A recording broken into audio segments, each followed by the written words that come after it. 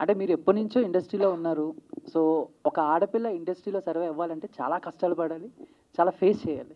So, అలాంటిది మీ అమ్మని హీరోయిన్‌గా చేయటం ఎంతవరకు అది రిస్క్ అనుకోవాలా? లేకపోతే మీకు ఆల్రెడీ సర్కిల్ ఉంది కాబట్టి ఒక వే అనేది అంటే ఫస్ట్ ఆఫ్ ఆల్ బేసిక్‌గా మీరన్నట్టు ఆడపిల్ల సర్వైవ్ అవ్వాలంటే కష్టపడాలి అన్నారు గదా!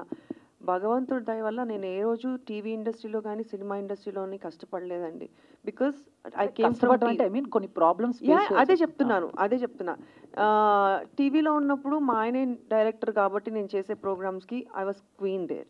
అండ్ సినిమా నేను చేస్తున్నప్పుడు సినిమాకి కూడా నన్ను వరించి నేను సినిమాలోకి తీసుకున్నారు కాబట్టి నాకు ఆ రెస్పెక్ట్ ఎప్పుడూ ఇచ్చారు. సో, ఇప్పుడు జనరేషన్ అట్లా లేదండి. అందరూ ఎడ్యుకేటెడ్ అయిపోయారు. అందరూ హీరోయిన్స్, హీరోస్, డైరెక్టర్స్ అందరూ. సో, ఎవరిని తక్కువగా ఎవరు చూడట్లేదు. అందరికీ ఆ రెస్పెక్ట్ ఇచ్చే చూస్తున్నారని నేను అనుకుంటున్నా. ఒకప్పుడు ఫీల్డ్ వేరేమో నాకు తెలీదు కానీ, ఇప్పుడైతే అట్లా లేదు.